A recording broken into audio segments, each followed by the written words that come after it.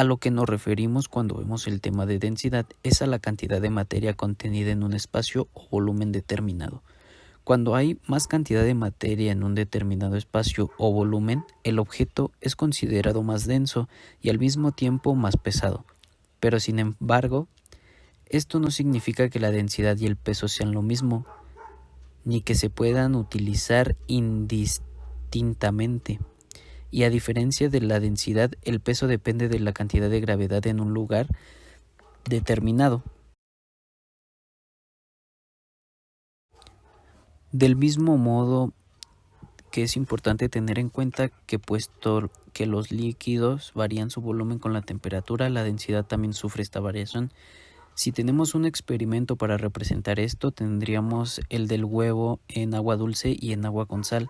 Con agua dulce se puede ver cómo llega al fin del vaso o el recipiente donde esté, y en el huevo con agua con sal se puede ver cómo el huevo llega hacia arriba, dado que el agua dulce es menos densa que el agua con sal. En otras palabras, los objetos se hunden cuando la densidad es mayor al líquido. El volumen se representa como la amplitud de materia en 3 dimensiones: alto, ancho y largo. Toda materia que ocupa un espacio puede variar dependiendo de su tamaño. La medida de dicho espacio es el volumen, y este puede adaptar distintas formas cuando se refiere a los cuerpos sólidos, y el volumen es fijo y específico, mientras que en los líquidos y gases no será, ya que estos se acoplan al espacio que los contenga, y a la unidad principal del volumen es el metro cúbico. Sabemos que si el volumen del espacio que ocupa la materia se expresa en metros cúbicos o en unidades derivadas como centímetros cúbicos, se puede establecer una relación directa entre volumen y capacidad, donde la capacidad se expresa en litros y en unidades derivadas como el mililitro. ¿Y cómo se mide el volumen en los líquidos? Pues si el material está en estado líquido, se utilizan instrumentos de medición denominados material volumétrico, y se clasifican en dos grandes grupos, con el material volumétrico graduado y el material volumétrico aforado. Tensión superficial. Se presenta debido a la atracción entre las moléculas de un líquido. Cuando se coloca en un recipiente, las moléculas del interior se atraen entre sí en todas direcciones por fuerzas iguales que se contrarrestan unas con otras, pero las moléculas de la superficie del líquido solo son atraídas por las moléculas que se encuentran por debajo de ellas y las laterales más cercanas, dando lugar a una fuerza dirigida hacia el interior del líquido, puesto que todas las moléculas de la superficie del líquido tienen una fuerza resultante que las jala hacia adentro. Por naturaleza se acomodan de manera que tengan la mínima superficie expuesta.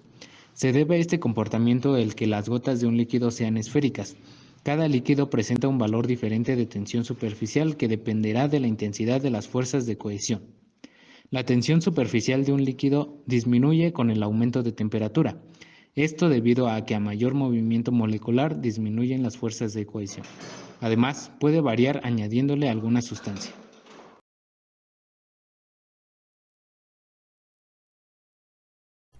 Capilaridad. Vamos a tener dos recipientes, uno va a contener agua y el otro mercurio. En cada uno va a haber un tubo delgado de vidrio que se conoce como capilar. La capilaridad hace que los fluidos se eleven por encima o por debajo del líquido circundante. Todo depende de la relación entre la fuerza de adhesión y cohesión.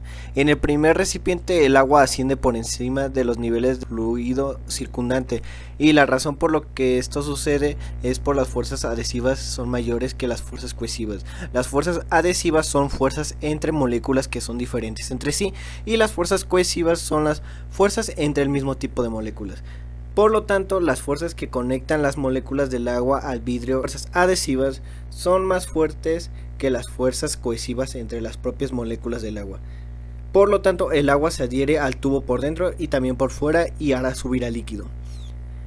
Ahora, en el caso del mercurio, las fuerzas cohesivas son mayores que las fuerzas adhesivas. Por lo tanto, el mercurio desciende por debajo del entorno de los niveles líquidos. En la imagen se observa que el mercurio tiene una forma cóncava hacia abajo, mientras que el agua tiene una forma de menisco cóncavo hacia arriba, por lo que el mercurio es más atraído hacia sí mismo que hacia el vidrio, y por eso las fuerzas cohesivas son mayores que las fuerzas adhesivas, y por eso el mercurio desciende por debajo del fluido circundante.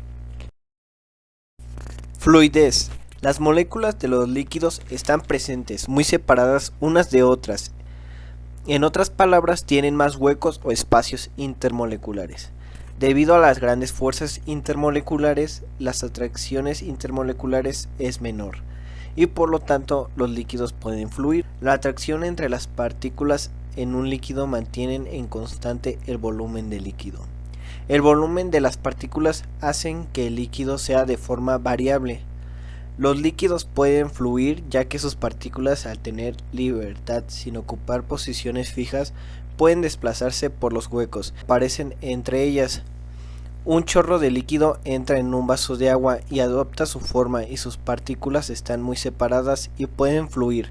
Los líquidos fluyen y se llenarán a la porción más baja de un recipiente tomando la forma del recipiente, pero sin cambiar de volumen. La fuerza de cohesión es una fuerza que mantiene moléculas unidas del mismo tipo, por ejemplo las moléculas de agua. En el agua las fuerzas de cohesión son muy altas ya que el agua forma puentes de hidrógeno, esto gracias a su polaridad. Las moléculas del agua se atraen con facilidad entre sí. El lado positivo de una, es decir, un átomo de hidrógeno, se asocia con el lado negativo de otra, es decir, el átomo de oxígeno. Así, por ejemplo, sucede en los ríos y mares. Las moléculas de una gota se mantienen unidas por fuerzas de cohesión. Estas fuerzas son especialmente fuertes en la superficie y constituyen la tensión superficial. Por otra parte, la adhesión es la atracción de moléculas de un tipo con moléculas de diferente tipo. El agua presenta grandes fuerzas de adhesión, especialmente cuando interactúa con moléculas con cargas positivas o negativas. El agua, al ponerse en contacto con una superficie, se adhiere a ella. Esto indica que la fuerza de adhesión es mayor a la fuerza de cohesión. El agua se extenderá por toda la superficie, es decir, la va a mojar. En el caso del mercurio, en lugar de unirse a la superficie, las moléculas van a formar pequeñas gotas. Aquí es en donde la fuerza de cohesión es mayor a la fuerza de adhesión, ya que las moléculas no tienden a extenderse y permanecen juntas, es decir, no mojan. Punto de ebullición. El punto de ebullición depende totalmente de la temperatura y de la presión, ya que gracias a la temperatura del líquido se puede pasar de un estado líquido a un estado gaseoso. Además, la temperatura se mantiene constante durante todo el proceso de ebullición. El punto de ebullición depende de la masa molecular de la sustancia y del tipo de las fuerzas intermoleculares de esta sustancia.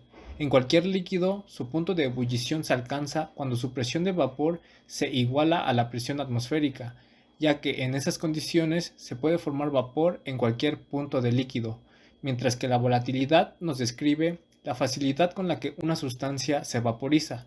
La volatilidad también puede describir la tendencia de un vapor a condensarse en líquido o sólido. Las diferencias en la volatilidad se pueden observar comparando qué tan rápido se evaporan las sustancias dentro de un grupo cuando se exponen a la atmósfera. El punto de ebullición es la temperatura a la que un líquido cambia a gas. La ebullición ocurre cuando la presión de vapor de un líquido es igual a la presión atmosférica del gas fuera de él. Debido a esto, a medida que cambia la presión exterior, también cambia el punto de ebullición del líquido. Por ejemplo, el punto de ebullición del agua es de 100 grados centígrados a nivel del mar, lo que ocurre cuando la presión atmosférica es exactamente a una atmósfera. Si la presión atmosférica es inferior a una atmósfera, el punto de ebullición del líquido disminuirá, y si la presión atmosférica es superior a una atmósfera, como en una olla de presión, el punto de ebullición comenzará a aumentar drásticamente. La presión de vapor es la presión que ejerce la fase gaseosa sobre la fase líquida en un sistema cerrado a una temperatura determinada. Cuando la fase líquida y el vapor se encuentran en equilibrio dinámico, su valor es independiente de las cantidades de líquido y vapor presentes mientras existan ambas.